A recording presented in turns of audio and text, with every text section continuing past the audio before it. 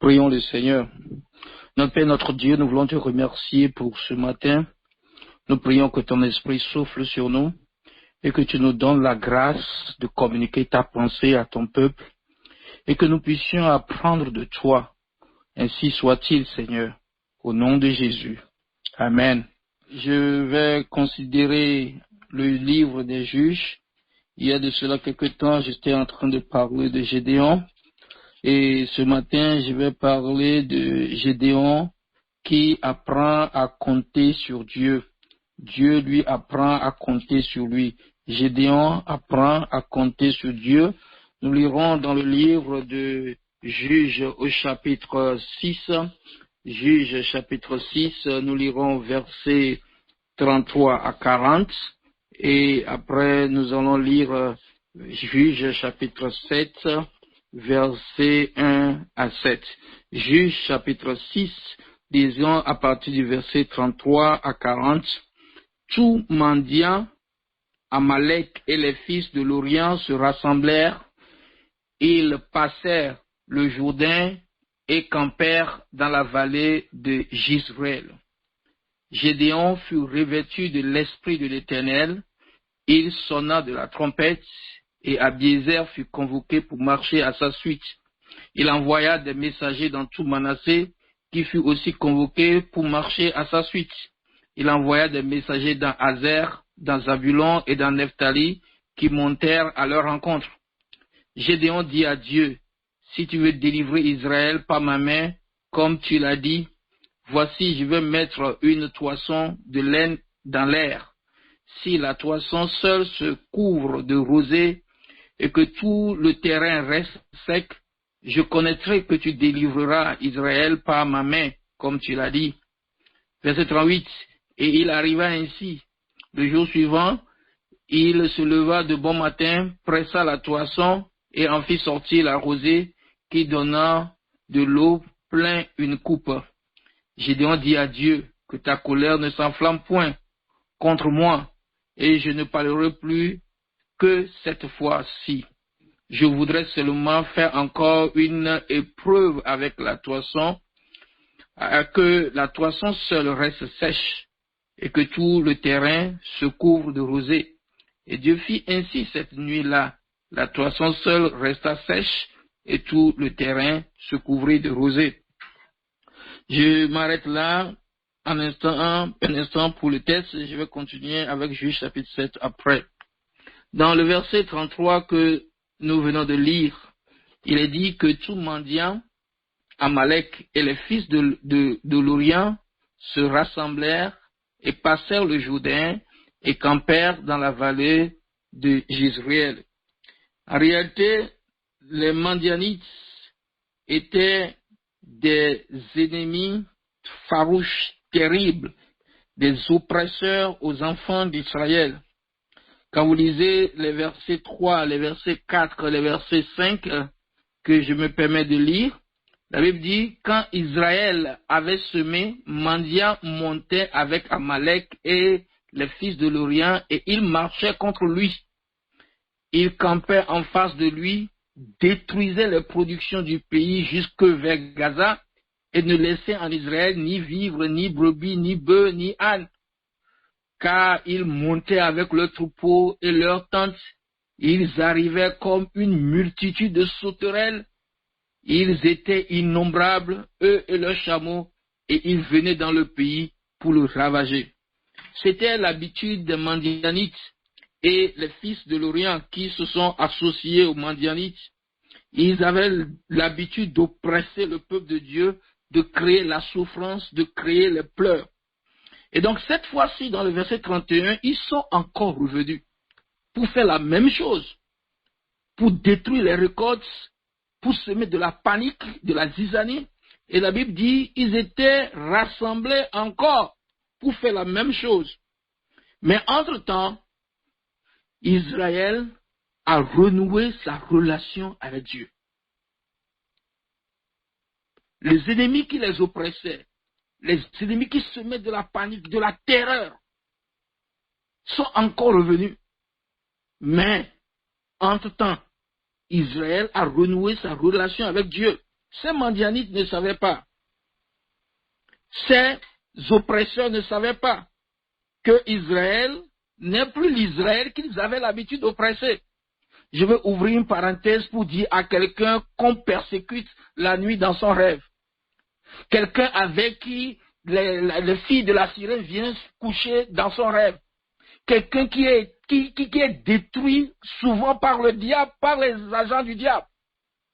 Si tu peux faire ce que les enfants d'Israël ont fait, les Madianites vont revenir, mais ils rencontreront le Dieu avec qui tu as parlé entre-temps.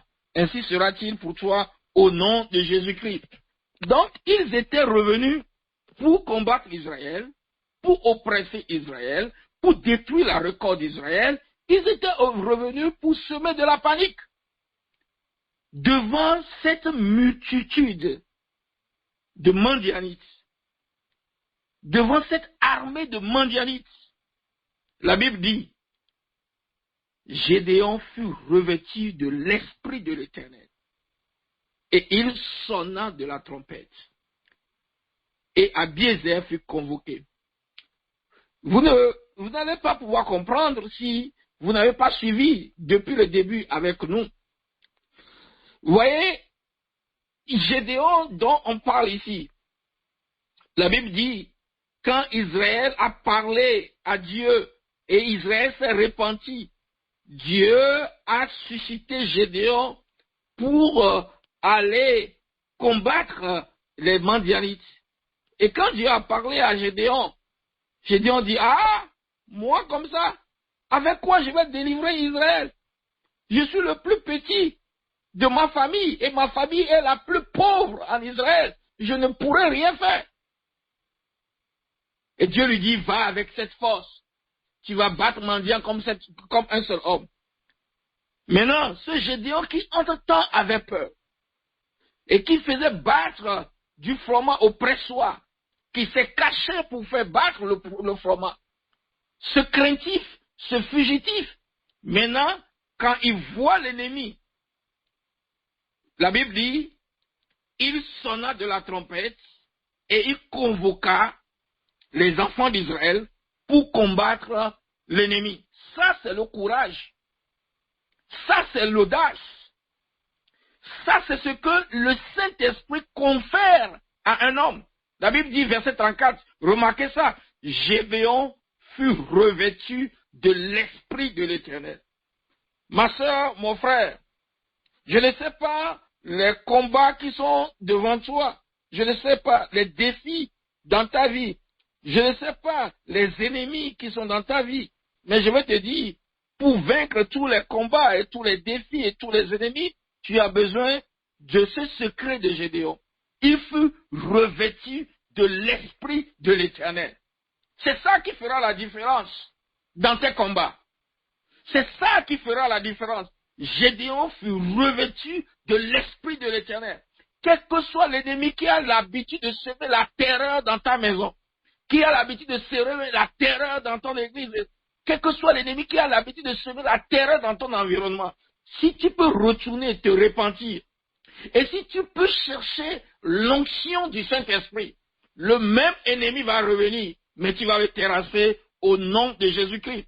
La Bible dit, dans le livre d'Ésaïe, Ésaïe chapitre 59, verset 19, Ésaïe 59, je vais lire le verset 19 pour que quelqu'un comprenne l'importance de la recherche du Saint-Esprit, quelqu'un comprenne pourquoi il doit chercher la présence du Saint-Esprit dans sa vie. Ésaïe chapitre 59, verset 19, la Bible dit là-bas, on craindra le nom de l'Éternel depuis l'Occident et sa gloire depuis le soleil levant, quand l'ennemi viendra comme un fleuve. L'Esprit de l'Éternel le mettra en fuite. Qu'est-ce qui le mettra en fuite?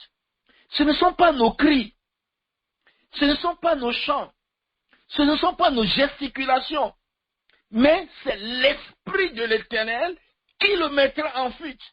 Gédéon fut revêtu de l'Esprit de l'Éternel et il pouvait mettre en fuite les Madianites que je vous montrerai plus tard. Lorsque vous lisez dans le livre de Zacharie chapitre 4 et au verset 6, Zacharie chapitre 4 verset 6, la Bible dit quelque chose là-bas. Alors il reprit et me dit, c'est ici la parole que l'Éternel adresse à Zorobabel.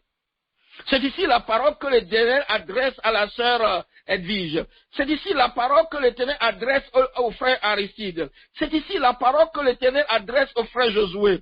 Il dit, c'est ici la parole que l'Éternel adresse à Zorobabel. Ce n'est ni par la puissance, ni par la force, mais par mon esprit, dit l'Éternel des armées.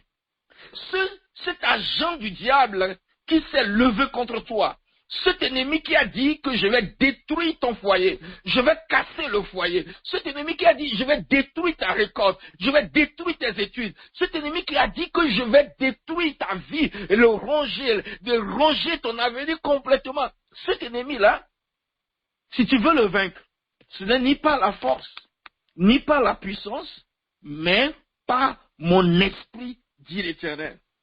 Mon esprit, dit l'Éternel. Il faut avoir soif de l'Esprit de Dieu, il faut désirer l'Esprit de Dieu, et il faut à tout prix être revêtu de l'Esprit de Dieu, car la présence de l'Esprit de Dieu dans ta vie fera la différence. Comme ça a fait la différence avec Gédéon. Gédéon est devenu maintenant courageux. Et il pouvait convoquer les Israélites pour aller combattre. Parce que l'Esprit de Dieu, c'est l'esprit de force. Ce n'est pas un esprit de timidité, mais un esprit de force, un esprit de courage, un esprit d'audace, un esprit de puissance. Et ce serait la même chose avec nous au nom de Jésus-Christ. Les Madianites étaient revenus pour attaquer, mais Gédéon, revêtu de l'Esprit de Dieu, a convoqué son armée. Et la Bible dit, quand vous lisez à partir du verset 36, Gédéon dit à Dieu, si tu veux délivrer Israël par ma main, comme tu l'as dit, voici je vais mettre une toison de lait dans l'air. Si la toison se couvre de la rosée et que tout le terrain reste sec, je connaîtrai que tu délivreras Israël par ma main. Gédéon a convoqué l'armée, mais avant d'aller au combat, il cherche Dieu. Avant de se lancer dans ce projet de destruction de l'ennemi, il veut s'appuyer sur l'Éternel. Éternel, tu as fait la promesse. Je voudrais savoir si c'est vraiment le temps pour moi d'aller combattre. Seigneur, c'est vrai, tu as parlé. Maintenant, je veux savoir si j'ai la permission d'aller combattre. Et il a prié. Et il a eu la confirmation. Première confirmation, il prie encore. Et il a eu une deuxième confirmation. Maintenant, il a le courage d'aller. Il y a des gens qui veulent faire des choses dans la vie, mais ils ne cherchent pas la confirmation. C'est vrai, tu as l'impression en tant que Dieu t'a dit ceci. Maintenant, quand ça te coûte de chercher la confirmation une deuxième fois, une troisième fois, pour être sûr que je dois aller ou bien je ne dois pas aller. C'est ce que Gédéon a fait. Et il nous enseigne aujourd'hui à compter sur l'Éternel. Pourquoi Gédéon vient prier? Il veut pas compter sur l'armée qu'il a convoquée, mais il veut s'appuyer sur l'Éternel pour aller au combat. Vous verrez dans le livre de Samuel plus tard, David fit la même chose. Je vous lirai deux passages. 1 Samuel chapitre 23, versets 1 et 2. 1 Samuel chapitre 23, versets 1 et 2. On vint dire à David, voici les Philistins ont attaqué Keïla et ils pillent les airs. On vient dire à David, les ennemis sont là. Verset 2, David consulta l'Éternel en disant, irai-je et battrai ces Philistins? Et l'Éternel lui répondit, va, tu battras les Philistins et tu délivreras Keïla. Vous voyez? L'Éternel parle. Et l'Éternel peut être consulté dans tous les domaines de notre vie. On dit, l'ennemi est là, l'ennemi attaque. David rapidement a pris soin de consulter l'Éternel. Et Dieu lui dit, vas-y, tu auras la victoire. Dans le même livre de Samuel, lisez le chapitre 30, verset 1, et puis je vais sauter, je vais lire le verset 8. Lorsque David arriva le 3e jour à Tchiklak avec ses gens, les Amalécites avaient fait une invasion dans le Midi. Ils avaient détruit et brûlé Tchiklak. Verset 8 maintenant, verset 8, vous voyez? Et David consulta l'Éternel en disant, poursuivrai cette troupe, l'atteindrai-je? L'Éternel lui répondit, poursuis, car tu atteindras et tu délivreras. Ma sœur, mon frère, avant de te lancer dans un projet, avant de te lancer dans un combat, avant de te lancer dans une entreprise, il faut recevoir une parole de l'Éternel. L'Éternel a parlé à Gédéon. L'Éternel a parlé à David, il dit, va, je suis avec toi. Je serai avec toi. Tu auras la victoire.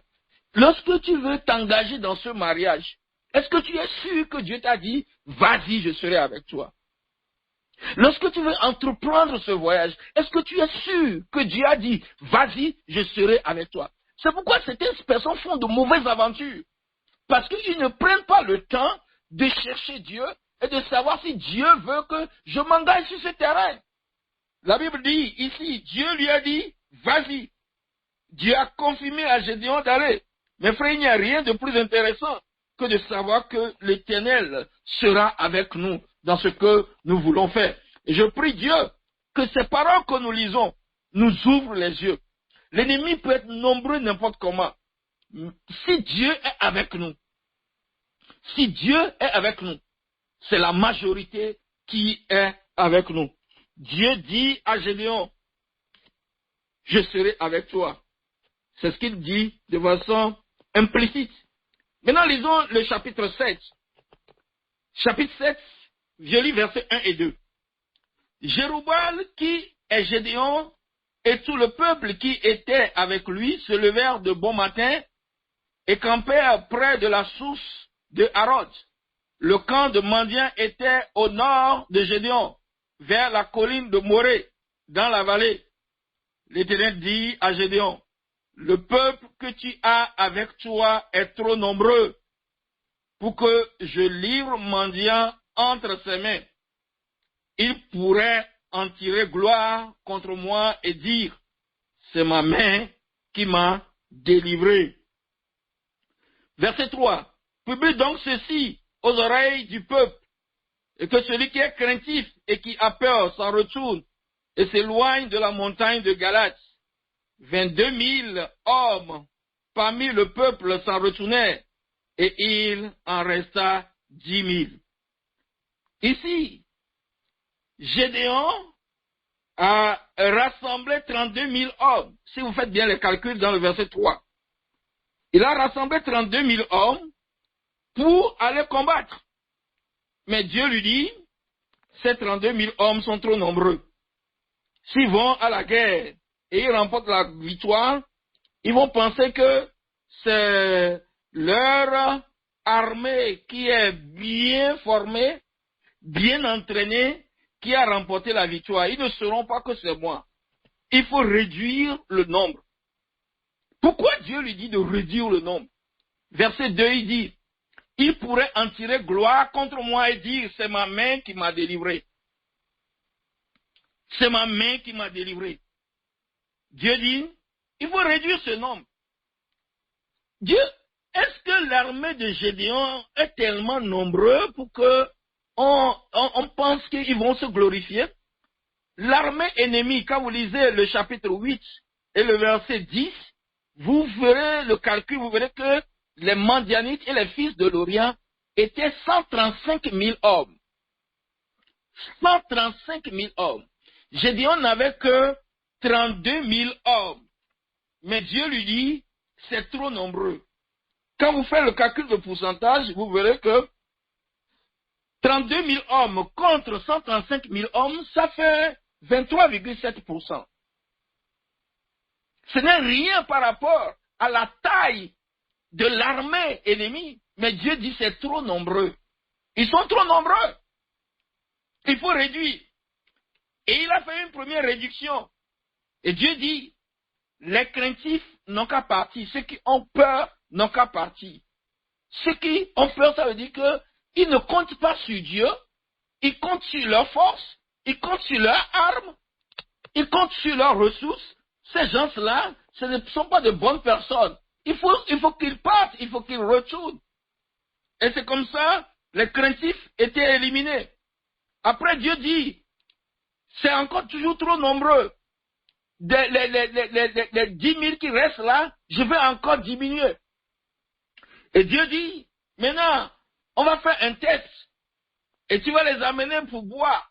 Ceux qui vont s'agenouiller pour boire, ils sont disqualifiés. Parce qu'ils ne sont pas des gens dignes de ce combat. Et c'est comme ça, il a encore éliminé. Et finalement, ils sont restés 300. 300 pour aller combattre. Et je voudrais que nous apprenions de ce fonctionnement de l'Éternel. L'Éternel dit, Juge chapitre 7, verset 7, c'est pas les 300 hommes qui ont la paix que je vous sauverai et que je livrerai mendiant entre tes mains. Que tout le reste du peuple s'en aille chez soi. Verset 8. On prit les vivres du peuple et ses trompettes, puis Gédéon renvoya tous les hommes d'Israël, chacun dans sa tente, et il retint les 300 hommes. Le camp de mendiants était au-dessous de lui dans la vallée. Ici, Gédéon devait réduire son armée. Ça, c'est des choses contradictoires. C'est des choses paradoxales. L'armée de Gédéon n'était que 23% de l'armée ennemie. Mais Dieu dit maintenant, réduis. Et Dieu ne dit pas de réduire par la moitié. Dieu dit, renvoie les 99% de ton armée. Et tu vas garder seulement 1% de ton armée. C'est avec ça que je vais travailler. Parce que ce ne sont pas eux, en réalité, qui iront combattre. C'est moi qui vais combattre. Gédéon ne peut pas avoir le courage de renvoyer à la maison 99% de son armée devant cette marée d'ennemis s'il n'est pas allé à l'école de la confiance à l'Éternel. Mes frères, dans la vie, ce dont vous avez besoin, c'est l'Éternel. Ce n'est pas les hommes, ce n'est pas les ressources humaines, mais c'est les ressources célestes. Dieu dit, renvoie-les. Et quand les 300 sont restés, ces 300 font 0,2% de l'armée qu'ils ont en face. Dieu dit, c'est pas à ces petits nombres-là que je vais délivrer Israël. Il y a quelque chose que tu dois apprendre là-bas. Dieu manifeste sa gloire. Dieu manifeste sa puissance. Quand tu te vois faible, quand tu te vois incapable, quand tu te vois non outillé dans nos faiblesses, lorsque nous pensons que nous sommes limités, Dieu manifeste sa force et sa faiblesse là-bas. Vous vous rappelez de ce qu'il a dit à Paul. Il dit, car ma puissance s'accomplit dans la faiblesse. 2 Corinthiens 12, verset 9. Ma puissance s'accomplit où? Dans la faiblesse. Dans la faiblesse. Dans la faiblesse. Gédéon, c'est vrai que, humainement parlant, on peut te voir comme si tu es en position de faiblesse. 0,2% contre l'armée ennemie. Non, tu es en position de faiblesse. Gédéon, on peut penser que quand tu renvoyais 99% de ton armée, tu es devenu fragilisé et faible. Mes frères, je vais vous dire, Dieu crée certaines situations des fois pour t'amener à compter sur lui. Mais toi, n'étant pas avisé, tu te mets à pleurer. Mes frères, apprenons de Gédéon. Dieu dit, renvoie-les. J'irai avec toi. 1% avec Dieu, c'est la majorité. 0,2% avec Dieu, avec toutes les promesses de Dieu, avec toute la garantie de Dieu, avec toute l'assurance que Dieu te donne, ça vaut mieux que les 99%. Je prie que Dieu nous ouvre les yeux. Dieu dit ils sont trop nombreux. Et quand il réduit, vous allez dire que maintenant ils sont devenus trop petits en nombre. Nous ne sommes jamais trop petits en nombre pour que Dieu nous utilise. Nous ne sommes jamais trop petits en effectif pour que Dieu nous utilise. Mais on peut être trop nombreux pour que Dieu nous utilise. Gédéon, tu avais dit en tant que je suis le plus petit. On n'est jamais trop petit, plus petit pour que Dieu ne nous utilise pas. Mais Dieu peut cesser de t'utiliser quand tu vois que maintenant je suis grand. Maintenant j'ai les ressources. Dieu voit que non, celui-là ne veut plus compter sur moi. Il va t'abandonner. Gédéon a renvoyé son armée. Pourquoi? Parce que Dieu veut lui apprendre à compter sur lui. Gédéon ne peut que compter sur l'Éternel avec ce petit nombre. Que Dieu nous aide à cesser de compter sur nos ressources, mais à compter sur lui et sur lui seul. Dieu prend plaisir à démontrer sa puissance quand nous reconnaissons nos faiblesses, quand nous reconnaissons nos manquements, quand nous reconnaissons nos incapacités et quand nous reconnaissons nos limites. Mes frères et sœurs, le Dieu que nous adorons, c'est ce Dieu qui fait des choses et qui parfois paraissent paradoxales pour nous. Apprenons à compter sur lui. Dieu leur a dit clairement, je ne veux pas aller avec ce grand nombre parce qu'ils pourront en tirer gloire. Ça veut dire que si Dieu doit nous utiliser, si Dieu doit se manifester dans notre assemblée, nous devons être disposés à ne pas usurper sa gloire. Nous devons être disposés à ne pas voler sa gloire. Nous devons être prêts à dire que ça là, c'est l'Éternel qui a fait. Et ne donner jamais l'impression que c'est notre spiritualité qui a fait. Ne jamais donner l'impression que c'est nos ressources qui ont fait. Ne jamais donner l'impression que c'est nos moyens qui ont fait. La Bible dit dans le livre d'Ésaïe 42, verset 8, « Je suis l'Éternel, c'est là mon nom. Je ne donnerai pas ma gloire à un autre, ni mon honneur aux idoles.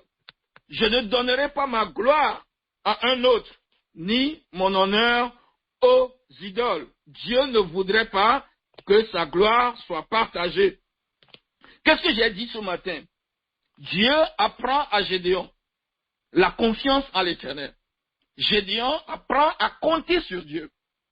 Et Dieu veut que toi et moi, nous apprenions à compter sur lui.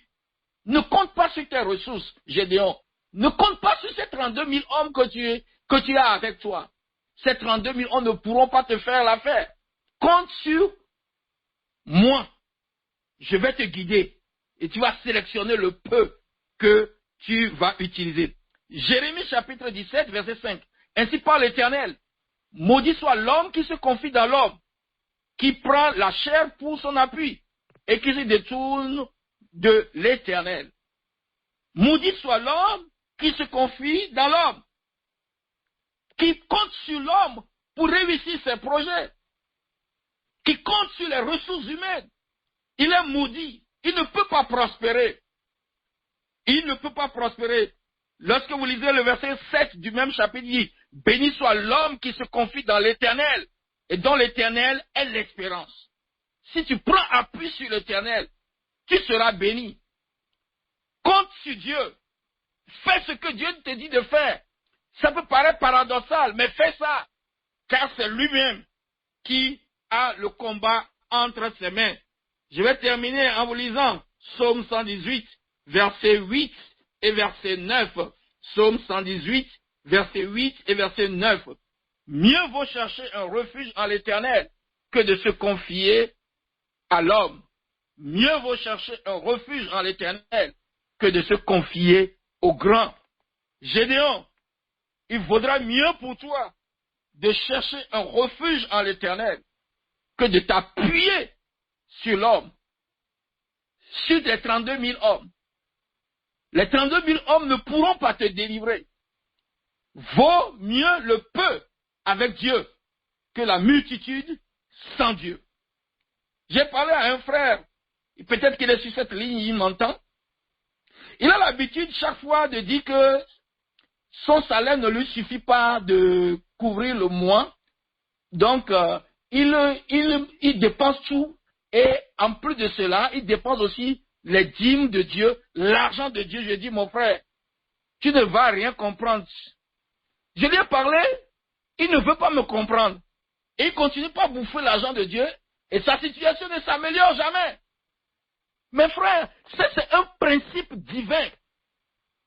Vaut mieux le peu, 1%, 0,2% avec Dieu, que de bouffer la totalité et de ne pas avoir Dieu à tes côtés. Je parle à quelqu'un. Apprends à compter sur Dieu. Et apprends, en comptant sur Dieu, à faire ce que Dieu te dit de faire. Ça peut paraître ridicule. Au temps de Josaphat, il dit, écoutez, vous irez combattre Jéricho, mais vous n'allez pas prendre une arme, vous allez prendre trompette, vous allez prendre violon, vous allez seulement chanter. Ça peut paraître ridicule, mais c'est ça mon Dieu. Il fait les choses pour qu'on sache que ça là, c'est Dieu qui est à l'œuvre. C'est Dieu qui est à l'œuvre. J'ai envie de vous lire un dernier verset. C'est vrai que j'avais dit que l'autre était le dernier verset, mais laissez-moi vous lire Proverbe chapitre 15, le verset 16. Proverbe chapitre 15, verset 16. Proverbe 15, verset 16, la Bible dit, mieux vaut peu avec la crainte de Dieu, avec la crainte de l'Éternel. Mieux vaut quoi? Peu. Gédéon, mieux vaut peu avec la présence de Dieu, avec les promesses de Dieu, avec les grâces de Dieu, qu'un grand trésor avec le trouble. Mieux vaut de l'herbe pour nourriture, là où règne l'amour, qu'un bœuf engraissé si la haine est là. Mieux vaut. Dieu crée cette situation pour que Gédéon, tout son attention sur lui et qu'il compte sur lui. Il y a un défi pour toi et pour moi. Nous allons apprendre à compter sur Dieu, à dépendre de lui. Ferme tes yeux.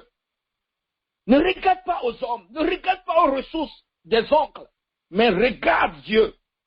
Et tu auras un témoignage comme Gédéon au nom de Jésus.